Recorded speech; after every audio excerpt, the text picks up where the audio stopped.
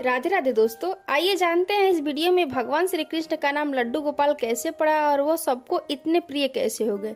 जिसे देखो वो अपने घर में ठाकुर जी को रखकर सेवा करना चाहते हैं। तो कथा इस प्रकार है। ब्रजभूमि में बहुत समय पहले श्री कृष्ण के परम भक्त रहते थे कुंभन दास जी। उनका एक पुत्र था रघुनंदन।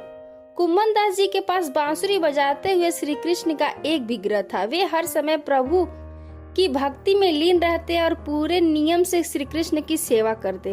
वे उन्हें छोड़कर कहीं नहीं जाते थे, जिससे उनकी सेवा में कोई विघ्न ना हो। एक दिन वृंदावन से उनके लिए भागवत कथा करने का न्योता आया।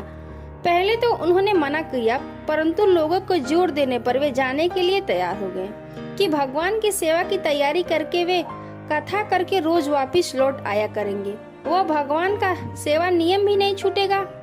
अपने पुत्र को उन्होंने समझा दिया कि भोग मैंने बना दिया है, तुम ठाकुर जी को समय पर भोग लगा देना। और वे चले गए। रघुनंदन ने भोजन की थाली ठाकुर जी के सामने रखी और सरल मन से आग्रह किया कि ठाकुर जी आओ भोग लगाओ।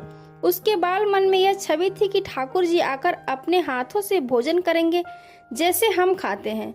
उसने बार बार आग्रह किया, लेकिन भोजन तो वैसे ही रखा था। अब उदास हो गया और रोते हुए पुकारा कि ठाकुर जी आओ भोग लगाओ। ठाकुर जी ने बालक का रूप धारण किया और भोजन करने बैठ गए और रघुनंदन प्रसन्न हो गया। रात को कुंभन दास जी ने लौटकर पूछा कि भोग लगाया था बेटा? तो रघुनंदन ने कहा हाँ।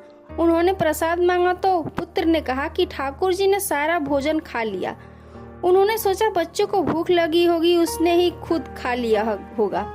अब तो ये रोज का नियम हो गया कि कुंभन दास जी भोजन की थाली लगाकर जाते और रघुनंदन ठाकुर जी को भोग लगाते। जब प्रसाद मांगते तो एक ही जवाब मिलता कि सारा भोजन उन्होंने खा लिया। कुंभन दास जी को अब लगने लगा कि पुत्र झूठ बोलने लगा है, लेकिन क्यों? उन्होंने उस दिन लड्डू बनाकर थाली में सजा दिए और छुप कर देखने लगे कि बच्चा क्या करता है। रघुनंदन ने रोज की तरह ही ठाकुर जी को पुकारा तो ठाकुर जी बालक रूप में प्रकट होकर लड्डू खाने लगे। यह देख कुंभन दास जी दौड़ते हुए आए और प्रभु के चरणों में गिरकर विनती करने लगे। उस समय ठाकुर जी के एक हाथ में लड्डू और दूसरे हाथ का लड्डू मुख में जाने को था कि वे जड़ हो गए। उसके बाद से उनकी इसी रूप में पूजा की जाती है और वे लड्डू गोपाल कहलाए जाने लगे।